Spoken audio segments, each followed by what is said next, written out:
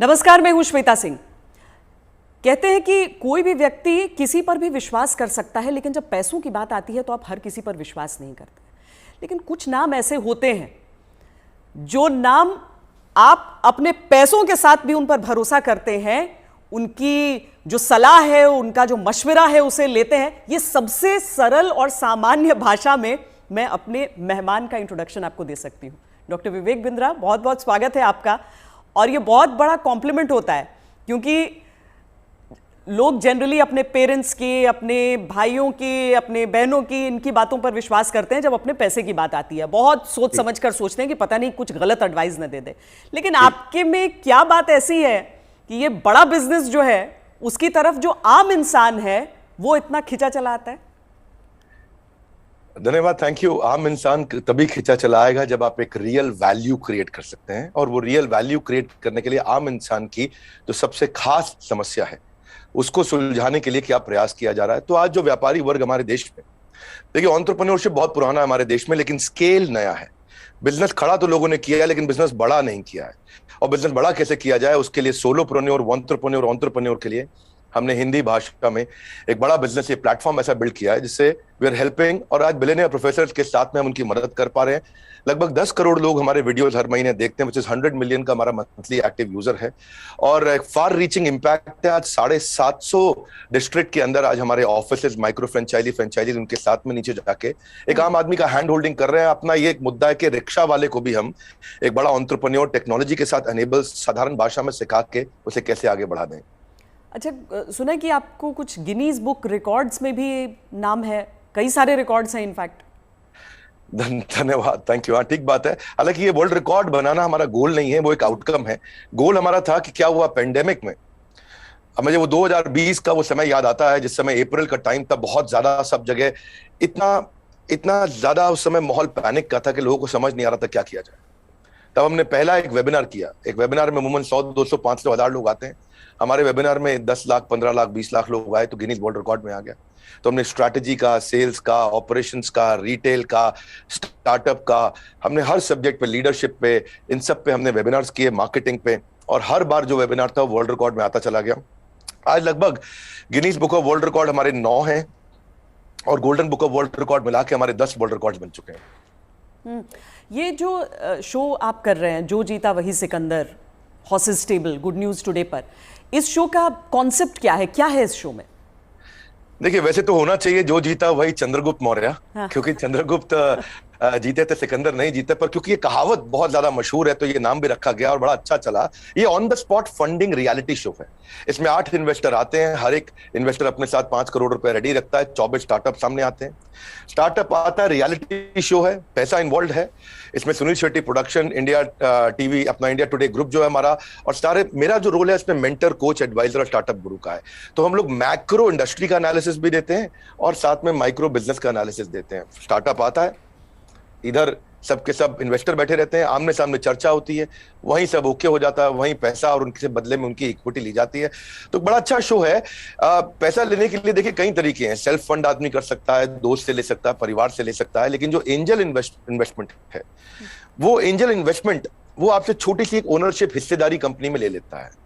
जो एंजल आता है एंजल की तरह काम करता है। बहुत सारे एंजल इन्वेस्टमेंट के लिए बड़े अच्छे सारे प्लेटफॉर्म्स हैं। Startup Grind, Indian Angel Network, Venture Catalyst, Chennai Angel, Lead Angel, Sequoia, Nexus, Kalari, Mumbai Angel, बहुत हैं। लेकिन तब भी बावजूद उसके केवल 2% लोगों को पैसा मिल पा रहा है।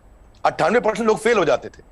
तो उसी के लिए हम लोगों ने मिलकर ये शुरू किया हॉर्सेस टेबल, जहां पे हम और लोगों को पैसा दे सके, उनकी मदद कर सके। अगर उनके आइडिया में दम है तो उनकी ग्रोथ में हिस्सेदारी देने के लिए हमारे इन्वेस्टर साथ में आते हैं, और मैं उसको वहां पे आके मॉडरेट करता हूं, मैं अपनी एडवाइस देता हूं, जिसके बेसिस पे आगे हम लोग उसको आगे बढ़ा पाते हैं। मतलब इसमें कोई भी आ सकता है, कोई भी जो जिसके पास कोई आइडिया हो कि किस तरीके से आगे कोई बिजनेस हो सकता है। ज़रूरी नहीं है कि कोई बड़े बड़े ग्रुप्स हों, बिजनेस हाउसेज हों। ये मकसद क्या है इसका, आइडिया कहाँ से आया? श्वेता जी, यही तो मेन मुद्दा है कि अगर आज मैं गुवाहाटी के आगे वहां से 200 किलोमीटर दूर जाके, जहां असली भारत बसता है, जो केवल दिल्ली मुंबई में नहीं है, उन लोगों को हम ला सके, उनको बढ़ा सके। देखिए, आइडिया यहां से आया कि एक एडम स्मिथ नाम के जेंटलमैन रहे, उन्होंने मैक्रो इकोनॉमिक्स पे किताब लिखी है।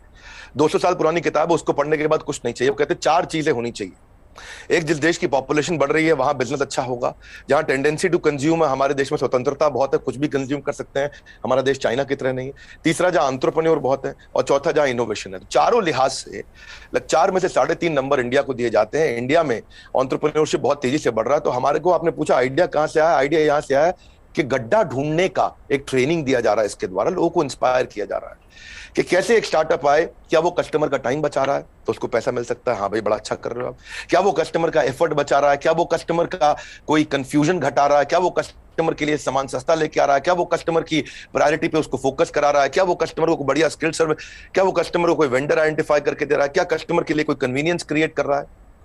तो बेसिकली ये Urban Company OYO, Swiggy, Ola, Zomato, Flipkart, Just Dial, Zoom, ये सब इंडियन स्टार्टअप्स हैं जो कस्टमर की कोई ना कोई समस्या को सुलझा रहे हैं, और जैसे वो समस्या सुलझाते हैं, और इसी के लिए हम इंस्पायर करना चाहते हैं कि स्टार्टअप ऐसा ही है जो कस्टमर की बर्निंग प्रॉब्लम को, ज्वलंत समस्या को सुलझा सके। पर इसके आगे क्या होगा? मतलब अगर कोई इंसान है, जैसे मान लीजिए मेरे पास ही कोई आइडिया है, तो मुझे तो बिजनेस चलाने के बारे में मालूम नहीं है, फंडिंग अगर मान लीजिए मुझे मिल भी जाती है यहाँ पर, तो आगे क्या बिजनेस चलाने में मदद भी मिलेगी? बहुत अच्छा प्रश्न है आपका। देखो, जब इन्वेस्टर आता है ना, तो वो स्मार्ट कैपिटल लेके आता है, केवल पैसा नहीं लाता है, वो एक हैंड होल्डिंग सपोर्ट लेके आता है। बड़ा बिजनेस साथ में हमारी कंपनी भी आ रही है, तो हम उनको लाइफ टाइम मेंबरशिप देते हैं, ट्रेनिंग देते हैं। देखिए, जब इन्वेस्टर आता है तो वो स्टार्टअप को मेंटरशिप देता है, एडवाइस देता है, रिसोर्सेज देता है। तो इसीलिए ये जो हॉर्सेस टेबल है, जो हमारे आज यूट्यूब चैनल पे आ रहा है, जीएनटी पे आ रहा है, गुड न्यूज टुडे, बहुत अच्छा नेटवर्क आपने चालू किया है, तो ये हम यहाँ पे इन्वेस्टर एक स्टार्टअप को आगे जाके और फंड रेज करने में मदद करता है कि सीरीज ऑफ इन्वेस्टमेंट पिचेस डाल सके। हर स्टेज पे उसके साथ इन्वॉल्व होता है। एक आइडिया स्टेज से रेवेन्यू जनरेटिंग स्टेज तक इन्वेस्टर साथ में जुड़ता है। कई बार तो इन्वेस्टर अपना फ्री ऑफिस स्पेस भी देता है। अगर आपकी कंपनी छोटी है, आप हमारे ऑफिस जाकर शुरू कर सकते हो। उनको डिजिटल मार्केटिंग सपोर्ट देता है, टेक्नोलॉजी बनाने में, मैन पावर लाने में। तो ऐसा नहीं, इतना ही नहीं है, बल्कि मैं आपसे ये भी बताऊंगा कि फंड का इस्तेमाल कैसे हो रहा है, इस पर भी स्टार्टअप आकर के स्टार्टअप के ऊपर इन्वेस्टर नजर रखता है। इन्वेस्टर देखता है कि ड्यू डिलिजेंस करता है, उनको स्मार्ट कैपिटल देता है, उनके नेटवर्क को बढ़ाता है, उनको फ्यूचर इन्वेस्टर अट्रैक्ट करने में पूरी मदद करता है, उसको ब्रांड बिल्डिंग करता है, उसका माउथ पीस बन जाता है। वो केवल पैसा नहीं इन्वेस्ट करता है, वो उसको पूरी गाइडेंस देता है आगे, उसको बिल्कुल हॉक आई के साथ में जुड़ा रहता है, उनकी रिपोर्ट्स लेता है हर हफ्ते, हर महीने।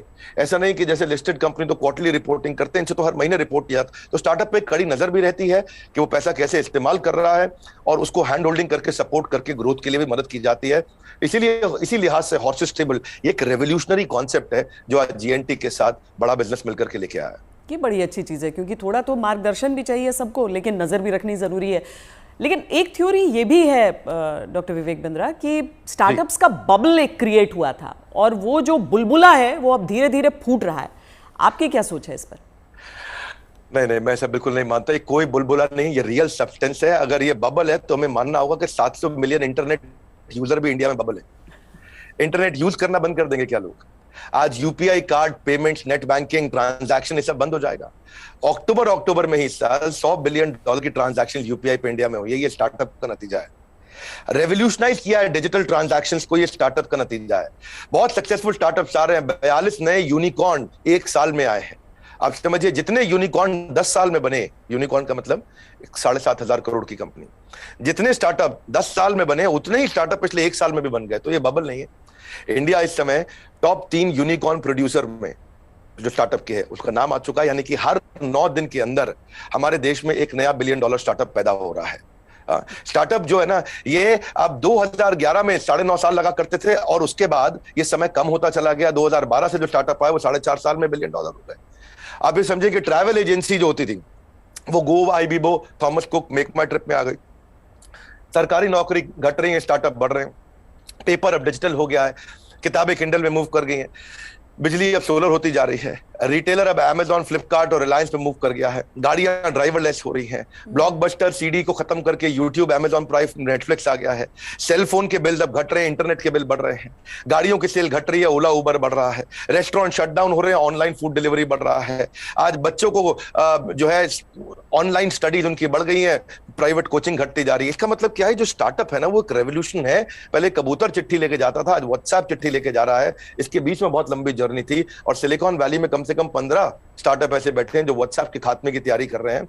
और नेक्स्ट जो रेवोल्यूशन आएगा, नेक्स्ट सिलिकॉन वैली आने वाले समय में बेंगलुरु से शुरू होकर के भारत से ही आगे निकलेगा। वाह, क्या बात। लेकिन कई स्टार्टअप्स फेल भी तो होते हैं, कई स्टार्टअप्स फेल हो जाते हैं, इसकी वजह क्या रहती है? श्वेता देवी, ऐसा स्टार्टअप फेल होने के मेन 8-10 बड़े कारण होते हैं। पहला तो कोई डिफरेंशिएशन ना हो, आप वही कर रहे हो जो बाजार में सब कर रहे हैं। दूसरा, फोकस की कमी हो, सारी चीजें करने में लगे हैं, फोकस नहीं है। तीसरा, उनकी एग्जीक्यूशन की स्पीड कमी है। चौथा, अगर बिजनेस अच्छा ले भी आए तो रेकरिंग रेवेन्यू नहीं है, वो कस्टमर के साथ माल दो पैसा लो रिश्ता खत्म। रेकरिंग रेवेन्यू यानी कि बार बार उसके साथ ट्रांजैक्शन होना चाहिए। पांचवा, कि वो अपनी टीम अच्छी नहीं बना पाते, दे हायर पुअरली, और एक कमजोर टीम लेके आते, एक कैटेगरी टीम नहीं बिल्ड करते। वो कुछ ऐसा बना बैठते हैं, गलती से एक और गलती एक करते हैं कि वो जो मेरे को अच्छा लग रहा पर कस्टमर को उसकी जरूरत नहीं, यानी कि कस्टमर अनफ्रेंडली प्रोडक्ट बना देते हैं, कस्टमर का फीडबैक नहीं लेके आ पाते हैं, पैशन नहीं होता है, प्रॉफिट के चक्कर में चले गए लेकिन पैशन नहीं है। ये बड़ा जरूरी है, आंसर बड़ा महत्वपूर्ण है। जो आज व्यूअर देख रहे हैं उनको ये समझना चाहिए कि अगर बिजनेस मॉडल और रेवेन्यू मॉडल कमजोर है, प्री मैच्योर स्केल किया, बिजनेस खड़ा हुआ नहीं, बड़ा करने पहले निकल गए, बिना टेक्नोलॉजी के स्केल किया और उसके चक्कर में फिर आपने कर्जा भी ले लिया, तो फिर जो है वो एग्जीक्यूशन और स्लो होगा, प्रॉफिट और कैश फ्लो खत्म होगा, और फिर कैश बर्नआउट के बाद आप फंड भी रेज नहीं करेंगे। यही मुख्य कारण होते हैं कि स्टार्टअप फेल होते हैं। तो पहले बिजनेस को खड़ा करना है, बाद में बिजनेस को बड़ा करना है। क्या हम समझे कि एक स्टार्टअप कल्चर है अब, और ये डेवलप हो रहा है, और ऐसे में भविष्य से आपकी क्या उम्मीदें हो जाती हैं? देखिए, स्टार्टअप का कल्चर अब डेवलप हो रहा है इंडिया में। पिछले काफी समय से हम ऑब्जर्व कर रहे थे, नंबर 1 पे सिलिकॉन वैली, न्यूयॉर्क सिटी, उसके बाद London, Chicago, Los Angeles, Seattle, Boston, Berlin, Tel Aviv Israel में जो है, और सिंगापुर। यही केवल 10 शहर थे दुनिया के अंदर जहां स्टार्टअप्स बिल्ड हुआ करते थे। अब अचानक बेंगलुरु बहुत तेज आगे आया। हम जो पीछे थे अब हम आगे बढ़ रहे हैं, परंतु क्यों हम पीछे रह गए थे और भविष्य में कैसे आगे बढ़ेंगे उसको समझते हैं। हम पीछे इसलिए रह गए क्योंकि हमारा इंडियन एजुकेशन सिस्टम बहुत कमजोर था। इंसान को रोटी कपड़ा मकान के अलावा सबसे ज्यादा जरूरी है शिक्षा, और यहाँ पे ग्रेजुएट इतने प्रोड्यूस हो रहे हैं जितने कंज्यूम नहीं हो रहे थे। Real time corporate campus experience नहीं है, पढ़ाई पुरानी है, स्टैग्नेंट सिलेबस है, कन्वेंशनल थियोरेटिकल क्लासरूम अप्रोच थी।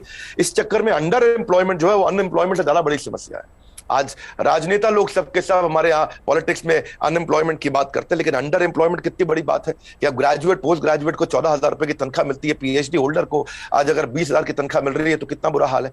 लो इंडस्ट्री डिमांड है, इनकॉम्पिटेंट फैकल्टी है, जो कॉलेज में पढ़ा रहा है उसको पढ़ाना नहीं आ रहा, कॉलेज में प्रोफेसर वो बन रहा है जिसको कोई नौकरी नहीं मिल रही है।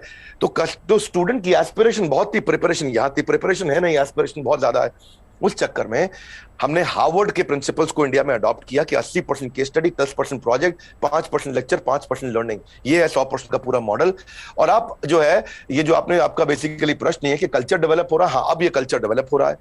ओरिजिनल क्वेश्चन आपका यही है कि कल्चर ऑफ इनोवेशन आ रहा है, और इससे ना इकोनॉमिक एक्टिविटीज, मनी सर्कुलेशन अपने आप इंप्रूव होता है, और इससे देश में फर्क आ रहा है। मेरा कंक्लूजन यही है कि लोगों के पास आइडियाज हैं, कैपेबिलिटी है। हमने जो ये शुरू किया है हॉर्सेस टेबल, जो जीता वही सिकंदर, ये एक ऐसा रेवोल्यूशनरी कॉन्सेप्ट है जिससे एक आम आदमी को भी ना मन में ये फीलिंग आ गया है, यार आइडिया देने पे पैसा मिल सकता है तो मुझे भी कुछ करना चाहिए। केवल आइडिया देने पे पैसा मिल रहा है, भैया तो कमाल हो गया है, मैं भी आता हूं, मैं भी आगे बढ़ता हूं। बड़ा उत्साह इस समय बढ़ रहा है देश का। हमारे यूट्यूब चैनल पे हमको बहुत फीडबैक्स मिल रहे हैं, जीएनटी पे मैंने देखा बहुत से फीडबैक्स मिल रहे हैं, लोग बहुत पसंद कर रहे हैं, शेयर रेट बढ़ गया, वीडियो कंजम्पशन रेट बढ़ गया। नहीं, आप बहुत सही बात कह रहे हैं, क्योंकि 12वीं कक्षा की इकोनॉमिक्स जब हम पढ़ते हैं तो उसमें अनएम्प्लॉयमेंट में तो कई चैप्टर्स हो जाते हैं, अंडर एम्प्लॉयमेंट सिर्फ एक सबहेड के तौर पर नजर आता है। लेकिन बहुत बड़ी समस्या है, देश में टैलेंट की कमी नहीं है, टैलेंट पूल है हमारे सामने। लेकिन कोई ऐसा रोड मैप आपको नजर आता है कि जो प्रतिभा है युवाओं की, उसके हिसाब से उन्हें मौके मिल सके? रोड मैप एक ही है कि आज बच्चों को लैक ऑफ क्लैरिटी है, उनको प्रोफेशनल करियर सब्जेक्ट कोर्स इसके बारे में जानकारी नहीं है। तो रोड मैप केवल एक ही है कि उसको कंटिन्यूअस लर्निंग का मतलब है कंटिन्यूअस अर्निंग। उसको अपने साथ एक डिसिप्लिन बिल्ड करके अपने साथ मूक यानी कि मैसिव ओपन ऑनलाइन कोर्सेज दुनिया भर में आ गए, लगातार सीखने से खाली दिमाग खुले दिमाग में परिवर्तित हो जाएगा। अब जो anyone who keeps on learning he will stay young forever, ये हेनरी फोर्ड ने बोला है। बड़ा बिजनेस भी इसीलिए आया, दुनिया भर में कॉर्पोरेट ट्रेनिंग हो रही थी, स्किल डेवलपमेंट हो रहा था, K-12 की बात हो रही थी, टेस्ट प्रिपरेशन हो रहे थे, बायजूस, वेदांतु सब आ गए, लेकिन एक आम आदमी के लिए, व्यापारियों के लिए सिखाने के लिए कुछ नहीं था। तो रोड मैप ये है कि आपको आज लर्निंग पे फोकस करना चाहिए। हमने भी उस गैप को समझा, हमने देखा कि कस्टमर के पास आज टाइम नहीं है, क्वालिटी टीचर नहीं है, हिंदी भाषा के अंदर कंटेंट नहीं है, मिनिमम एजुकेशन रिक्वायरमेंट पूरी नहीं कर पाते, आज MBA कॉलेज तो बहुत महंगे हैं, MSME के मेंटर नहीं है। तो मैंने उसके लिए हमने बड़ा बिजनेस चालू किया कि लोग आकर के सीखे वहां। क्या मॉडल है? Any time, anywhere, any device. कोई मिनिमम एजुकेशन नहीं चाहिए, वीडियो, वॉइस, वर्नाक्युलर, आपका टाइम हम सेव करेंगे ताकि आप सक्सेस मिले आपको, इजी टू यूज कर दिया है। सारे business planning tool, framework, agreement, उनको डॉक्यूमेंट, स्ट्रैटेजी शीट, हर एक चीज बना के हैंड होल्डिंग के साथ, कोई भी सब्जेक्ट में फंसे वो, strategy, sales, HR, finance, customer service, funding, operations, technology, marketing, admin, legal, production, इस सब में उसको मदद करते हैं ताकि वो आकर के सीखे। तो बेसिकली रोड मैप ये है कि आदमी को सीखना चाहिए। हमने ऐसा किया है कि हमने 750 रुपए महीने पे एक एग्जीक्यूटिव एमबीए उसको कराना शुरू कर दिया है। 1500 रुपए महीने पे हमने एक अडल्ट को एमबीए कराना शुरू कर दिया है। सिखा कौन रहा है मेरे साथ? मेरे प्रोफेसर डे कैटेगरी है। Ken Taro, Patanjali, Amul, Morgan Stanley, Somani, Apollo, Ford Motors, इन सबके चेयरमैन हमारे साथ जुड़े हुए सिखा रहे हैं। Dainik Bhaskar, Lal Path lab, Xiaomi, HDFC limited, जब इनके चेयरमैन एक अच्छा बिलियनियर प्रोफेसर आके सिखाता है और वो लर्निंग देता है और इतनी अफोर्डेबल प्राइस पे देता है, तो उससे रेवोल्यूशन आ रहा है। यही कारण है कि आज देश में बहुत सारे लोग हमारे साथ जुड़े हैं, जिसके कारण हम वो सीख पा रहे हैं, आगे बढ़ रहे हैं। तो रोड मैप सब लोग को मेरा एक ही मैसेज है कि अगर आपको अर्निंग बढ़ानी है तो पहले लर्निंग बढ़ानी होगी। क्योंकि अमूमन ऐसा होता है कि कुछ बड़े बिजनेस हाउसेस, हम सब टाटा बिरला को देखते हुए बड़े हुए, लेकिन वो मोनोपोली है इतना भी समझ में आया, कुछ कठिन शब्द लोग सीखते गए, लेकिन इतना भी साथ में सीखा कि सारा कंट्रोल इन्हीं के हाथों में रहेगा। लेकिन क्या ये स्टार्टअप कल्चर जो है वो बिजनेस डाइवर्सिफिकेशन में मदद कर सकता है? श्वेता देवी, अब जमाना बदल गया है। पहले $1 बिलियन कंपनी बनाने में जो 50 साल लगते थे, 5 साल में बन जाती है। जो हमारे यहाँ टॉप रैंकर सबसे बड़े अरबपति 1950 में थे, उनमें से अब कोई दिखाई नहीं पड़ता है टॉप अरबपति की लिस्ट में हमारे देश में। अचानक जमाना बदल गया है। इनफैक्ट सन 2000 तक भी नौकरी.com, मेक माई ट्रिप, इनको 14 साल लगे $1 बिलियन कंपनी बनने में। पर आप उसके बाद देखिए, फ्लिपकार्ट, पॉलिसी बाजार, जोमेटो आया तो उनको 14 साल नहीं लगे, ये 8.5 साल में $1 बिलियन हो गए। पर उसके बाद में देखिए, नाइका, ओयो, उड़ान और ओला इलेक्ट्रिक आया, ये 2 साल 3 साल में $1 बिलियन कंपनीज हो गए। तो अब जो है वो कॉर्पोरेट्स की बपौती नहीं रह गया है बिजनेस। अब पहले हुआ करता था कि बड़ी मछली छोटी मछली को खा जाया करती थी, आज बहुत सारी छोटी मछली मिलकर बड़ी मछली को खा जाती हैं, और उसी रेवोल्यूशन में हम कंट्रीब्यूट कर रहे हैं साथ में। डॉक्टर बिंद्रा, बहुत मज़ा आया आपसे बात करके। और एक चीज़ मैं कहूँगी कि आमतौर पर क्या है कि ये बिजनेस के कॉन्सेप्ट्स जो हैं उसमें अंग्रेजी का इतना इस्तेमाल होता है कि आम लोग कनेक्ट नहीं कर पाते हैं। आंकड़ों का इतना इस्तेमाल होता है कि लगता है कि यार ये तो हमारे बूते की बात नहीं है। आप इतने सिंपल तरीके से समझाते हैं, मुझे लगता है इसीलिए ऐसी चीज़ों पर भी लोग आपकी बात को समझते हैं, आपकी बात को मानते हैं।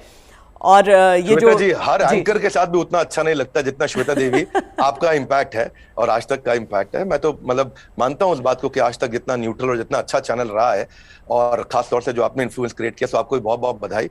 धन्यवाद, आपने इतना समय लगाया आज लोगों को इन महत्वपूर्ण पहलुओं पर हम चर्चा कर सके। Thank you so much. Thank you so much. धन्यवाद श्वेता जी, थैंक यू।